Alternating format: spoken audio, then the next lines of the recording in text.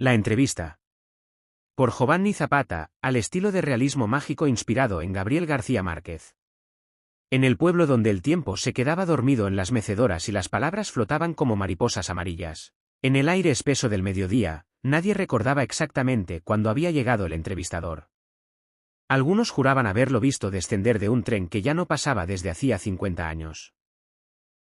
Otros, más supersticiosos, decían que simplemente apareció, como aparecen las lluvias en agosto, sin pedir permiso. Traía consigo una libreta de hojas interminables, en la que ya estaban escritas preguntas que aún no había formulado. Se instaló en la casa más antigua del pueblo, aquella donde las paredes susurraban secretos y las ventanas se abrían solas para dejar entrar los recuerdos. La entrevista estaba destinada a un hombre que había olvidado su propio nombre, pero que todos conocían por su silencio. Vivía al borde del río, donde el agua arrastraba historias que nadie se atrevía a contar en voz alta. Decían que una vez había sido alguien importante, quizá un político, quizá un poeta, o tal vez un hombre común que había visto demasiado. El día señalado, el entrevistador llegó con puntualidad sobrenatural. No golpeó la puerta lo reconoció y se abrió. El hombre lo esperaba sentado, con la mirada clavada en un punto donde el pasado y el presente se confundían. He venido a hacerle unas preguntas, dijo el visitante, sin sentarse. El hombre sonrió con una tristeza antigua. Las respuestas ya están dadas, respondió. Usted solo viene a recordarlas.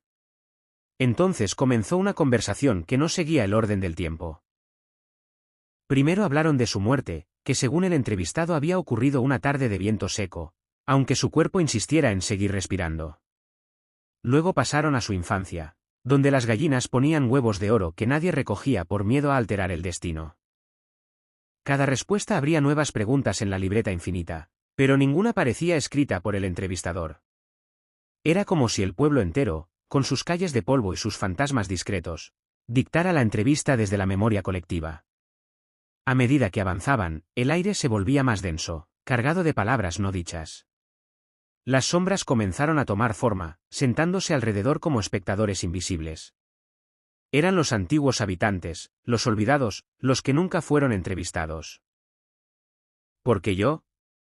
Preguntó finalmente el hombre. El entrevistador cerró la libreta, aunque las páginas siguieron susurrando. Porque usted es el único que recuerda lo que todos han decidido olvidar. Al caer la tarde, cuando el sol se disolvía como un azúcar lento en el horizonte, el entrevistador se levantó. No se despidió. En ese pueblo, las despedidas eran una forma de mentir. Al día siguiente, nadie pudo encontrarlo. La casa estaba vacía, pero sobre la mesa reposaba la libreta. Los habitantes la abrieron con temor reverente y descubrieron que en sus páginas no había preguntas, ni respuestas, sino las historias de cada uno de ellos, escritas con una caligrafía que parecía haber nacido de sus propios pensamientos. Desde entonces, cada cierto tiempo, alguien asegura ver a un hombre con una libreta interminable caminando por las calles, buscando a quien aún no ha sido recordado. Y aunque nadie lo admite en voz alta, todos saben que tarde o temprano, la entrevista llegará. Copyright 2026. Todos los derechos reservados. Santa Inés, Valdivia, Antioquia, Colombia.